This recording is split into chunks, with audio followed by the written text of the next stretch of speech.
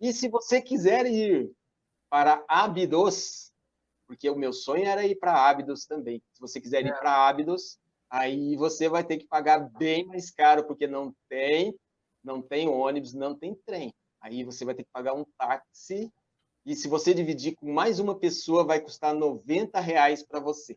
Aí eu falei, com certeza, eu vou para Luxor e para Karnak hoje à tarde, e amanhã eu quero ir para Ábidos e Dendera, com certeza. E Com vou certeza. pagar R$ 90 com o maior prazer. Sim. E o que você... Oi? Não, entendi. O que você pode, por exemplo, para quem não sabe, o templo religioso, tanto Karnak quanto o templo de Luxor, eles não são muito distantes um do outro, é mais ou menos 20, 25 quilômetros, e Sim. uma vez por ano, na época do Antigo Egito, eles organizavam uma procissão muito importante, né? Se eu não me engano, chamava-se a procissão de Opet, onde eles levavam a Monra de Karnak para Luxor. Mas isso quem levava era o faraó, na sua barca, né, toda linda, Sim. e o povo ficava olhando maravilhado aquilo. Por quê? Porque o faraó era um deus nessa época, né? O faraó era o representante de Deus. Portanto, nós estamos falando de Luxor. Vale a pena conhecer. São 12 horas de trem do Cairo. É imperdível. E existem muitas atrações em Luxor. Sim. Por exemplo,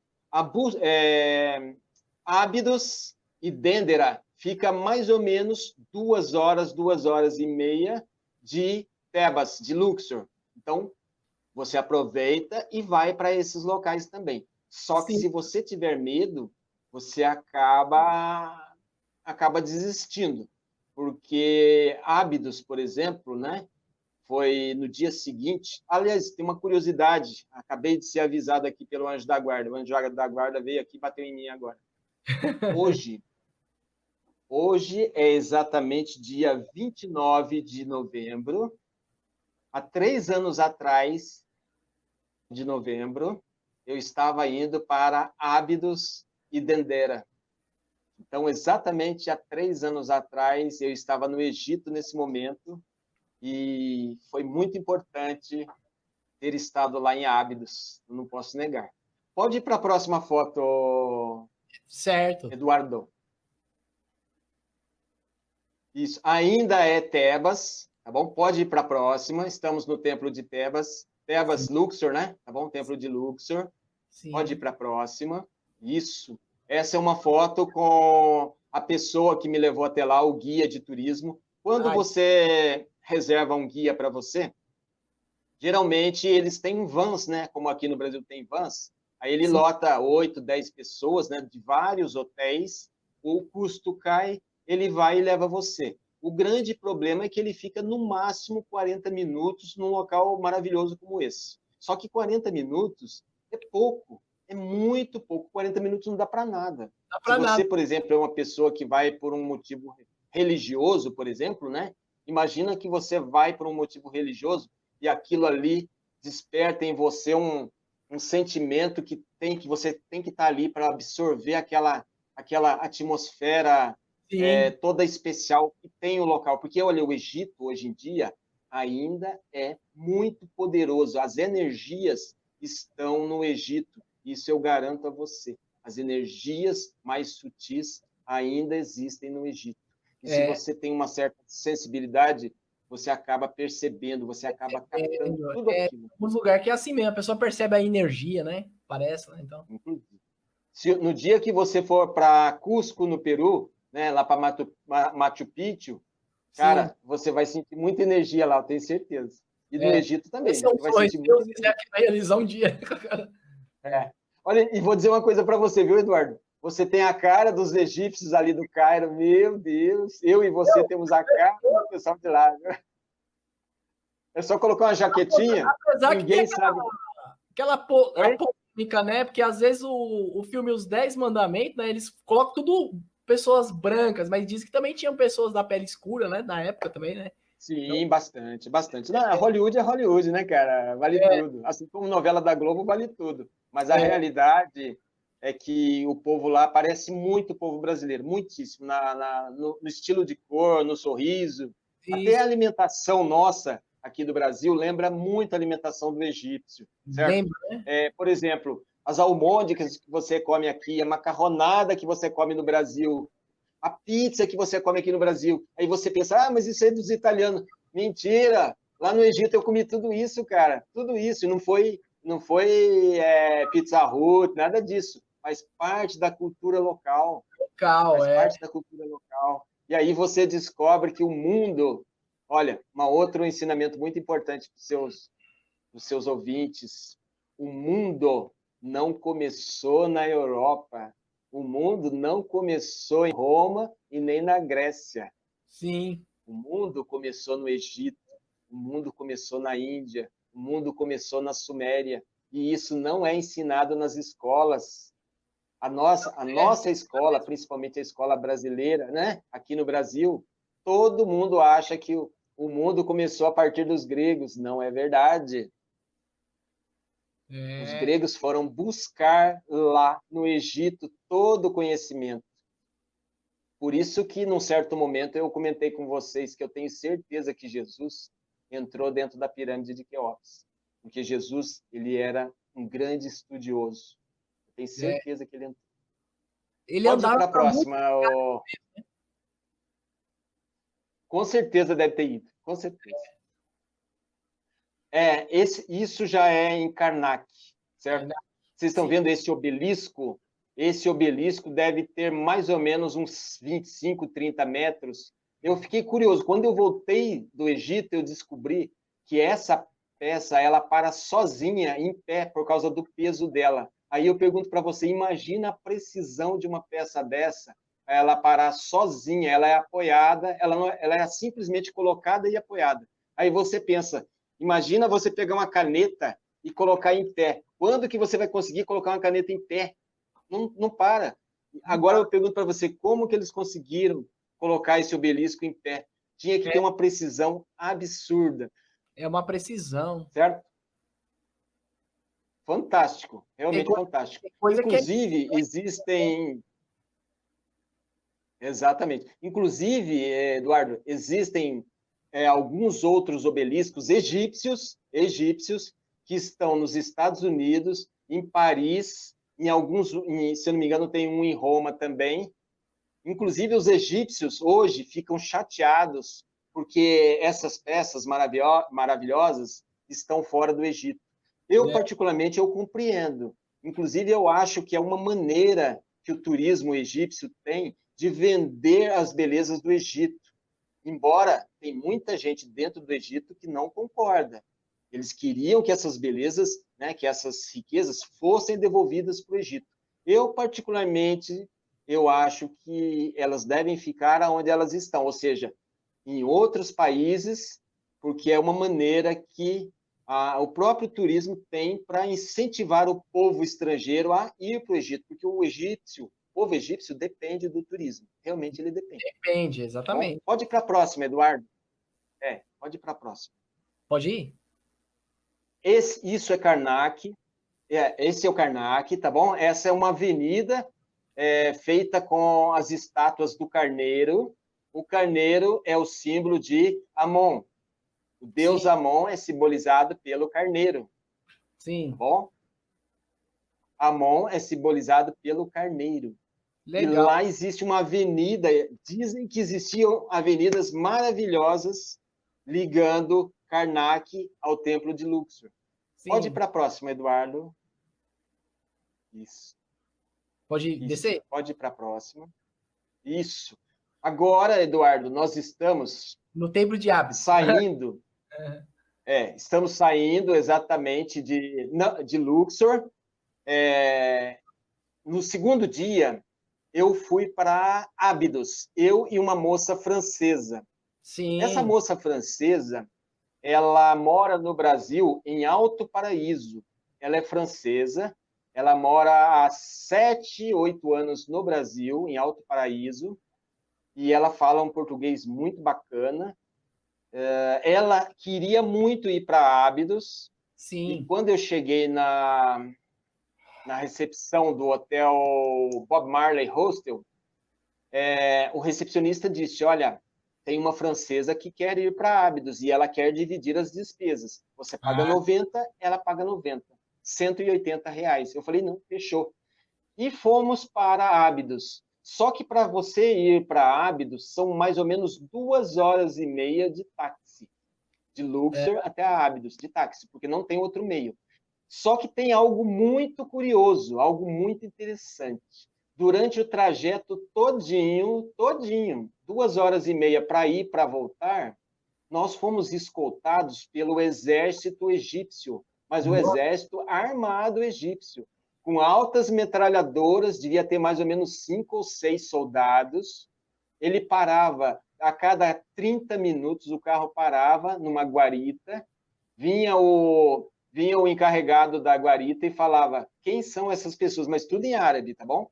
Aí a única coisa que eu entendia é que o árabe olhava para mim e falava, Brasília man, and the French woman, certo? Então, aí eu olhava para o encarregado lá da guarita e falava assim, Brasil, Pelé, Neymar, e ria para ele, sorria para ele. Aí eles sorriam para mim, sabe? Eles sorriam muito, porque eles conhecem o futebol brasileiro, eles gostam muito do povo brasileiro. Aí eu ficava pensando, nossa, graças a Deus eu tenho que fazer uma amizade, porque se houver algum problema eu estou salvo. Mas em compensação eu falava assim, mas não é possível que essa escolta é só para mim. Aí eu pensava assim, tá na cara, é porque tem uma francesa do lado, e os franceses, existe o risco de sequestro.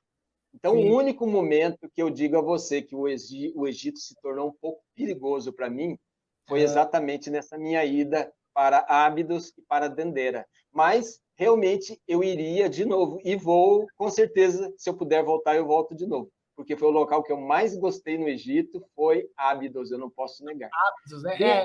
Ábidos. Também acho interessante essas imagens que estão na coluna, né? Na coluna essa aqui também, né? Exatamente. Esses são os chamados UFOs de Ábidos. Inclusive, que é o helicóptero, tem o disco voador, né, um tipo de uma nave, o helicóptero, tem uma nave que parece que não é uma nave um tanque de guerra, desse né? plano. Existe um tanque de guerra. Aí muita gente vai dizer, os egiptólogos, eles dizem, não, isso se chama palimpso. Foi exatamente o desgaste da pedra acabou gerando esses desenhos. Mas eu sou sincero, eu achava que era fake. Eu achava que isso era fake, e eu falei, não, eu vou para lá, porque eu sabia que era em Ábidos. Eu falei, eu vou porque eu preciso ver se isso é fake ou não. Quando eu entrei no templo, 2 minutos que eu estava lá, o egípcio levantou o dedo e falou, look there, olhe para lá. Quando eu vi aquilo, cara, eu não acreditei, realmente era real. Mas por que está assim falho? Por quê? Porque essa é minha câmera, essa é a foto da minha câmera, e falta iluminação, falta a qualidade da câmera, né? Mas realmente pode ir lá que é verdade.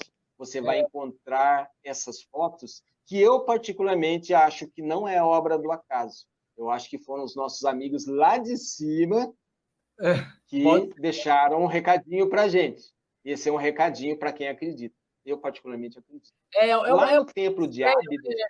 Para saber, isso é muito mistério, né? Como, por exemplo, aquela imagem do Pacal, né? Montado na espécie de um... né? Espaçonave. Com certeza, com certeza. Há certas coisas que a ciência não admite de maneira alguma, assim como a egiptologia. Aí eu questiono, né, e coloco para os seus ouvintes o seguinte questionamento.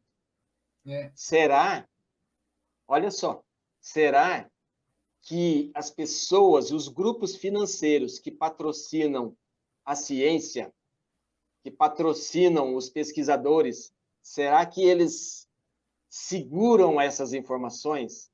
Eu tenho certeza que eles seguram essas informações. Aí eles dizem, nossa, a gente não pode mudar a história, senão a gente perde poder. Senão a gente perde poder. Diga que isso é um desgaste da pedra. Diga que as pirâmides foram feitas pelos escravos. Só que quando você vê a verdade, eles falam que aí você percebe que é impossível. É o conceito da Bíblia, né, também, né? Não entendi? Desculpe. É o conceito da Bíblia também, né? Que eles não entendi, Eduardo. Eles não querem mudar a forma que está na Bíblia. Também. Tem tudo isso, né? A gente sabe. Exatamente, né? Ninguém pode... Ninguém pode... A gente sabe que né? Segura os arqueólogos para não falar... Olha, eu vou eu vou dizer uma coisa para você, tem gente que vai ficar chateada, mas eu vou ser obrigado a dizer.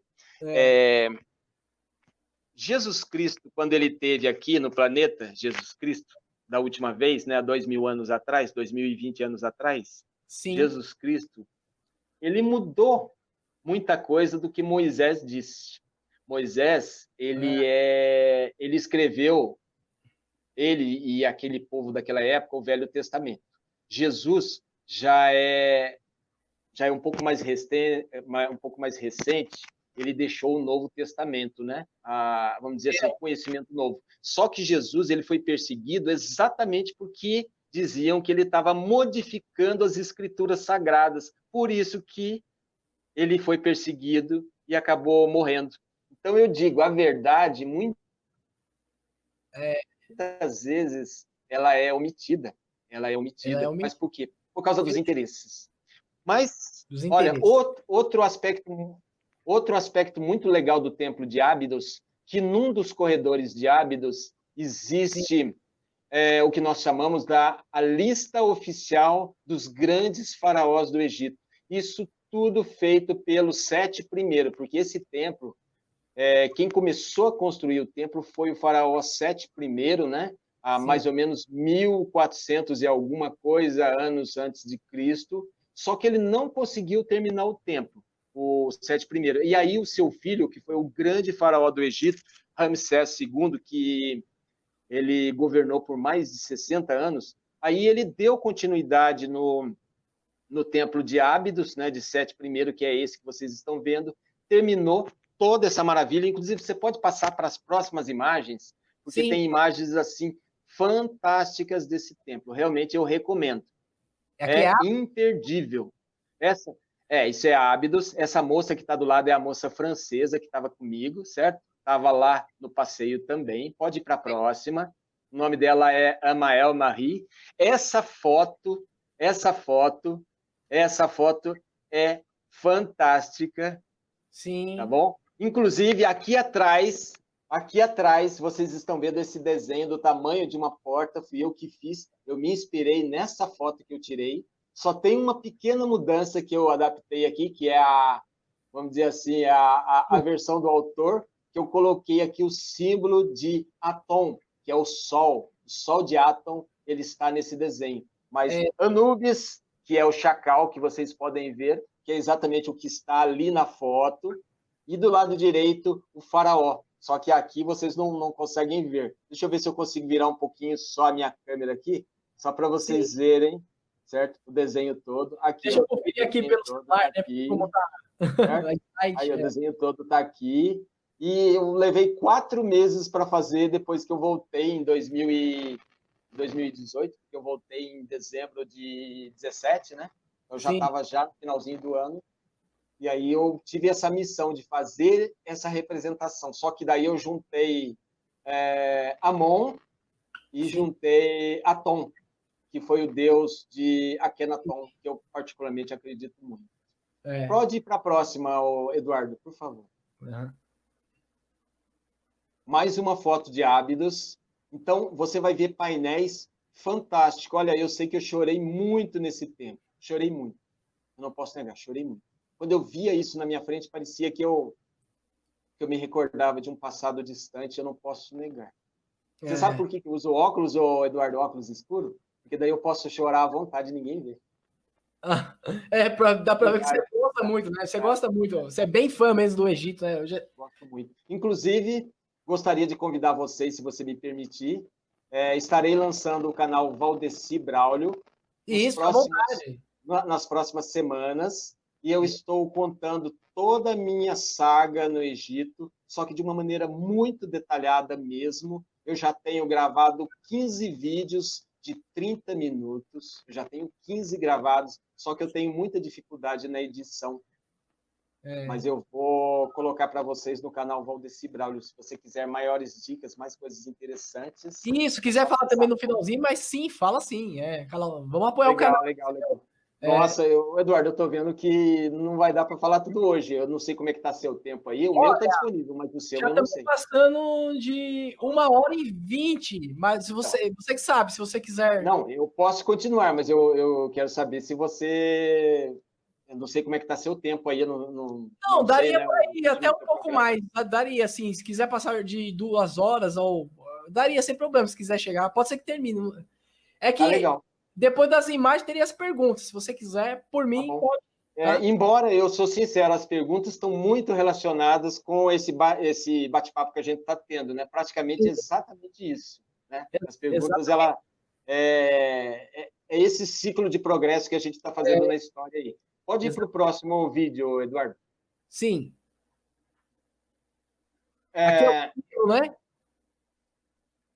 Eu acho que, aliás, eu tenho a impressão que eu acabei esquecendo de colocar alguns desenhos de Denderá.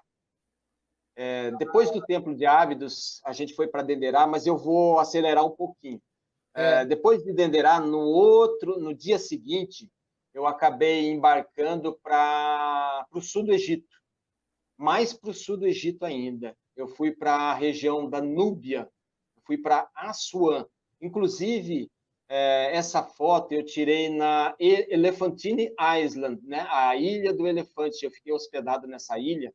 Só que para mim ir de Luxor para Assuã, eu tive que pegar um trem, mais 2 horas e meia de trem, um valorzinho assim simbólico, né? Como eu disse a você, eu fui de trem, muito confortável, 2 horas é tranquilo, né? Eu tinha dormido, daí eu peguei esse trem mais ou menos umas 7 horas da manhã, cheguei às 9, aí fui para Elephantine Island. Sim. Eu acabei comprando um passeio desse rapaz que você está vendo, né? Ele é um núbio, né? O núbio ele tem essa característica. Ele lembra muito o povo baiano, né? O povo carioca, né? Aquela tonalidade de pele assim bem mais escura, né? Tá certo? Então seria como se fosse o baiano, como se fosse o nosso carioca. Por isso que eu digo, o Egito todo, ele assemelha-se muito ao Brasil, principalmente na parte fisionômica, na coloração da pele, no estilo cultural, no sorriso, né? Lembra muito mesmo. É interessante. Pode ir para a próxima foto. Pode ir para a próxima foto. Aqui é o rio, Esse barquinho era o barquinho... Esse é o Rio Nilo, tá certo? Isso. Ali na Núbia. Quando eu cheguei, eu fiquei, olha, numa pousada chamada Babadul Pousada, Babadul. Olha, sim, tinha uma visão absurda, maravilhosa do Nilo, cara. Eu me senti um verdadeiro... Eu não posso falar faraó, porque eu estaria indo muito longe. Mas eu me senti um sacerdote de primeira linha, viu? Um sacerdote de primeira linha da antiguidade, eu não posso negar.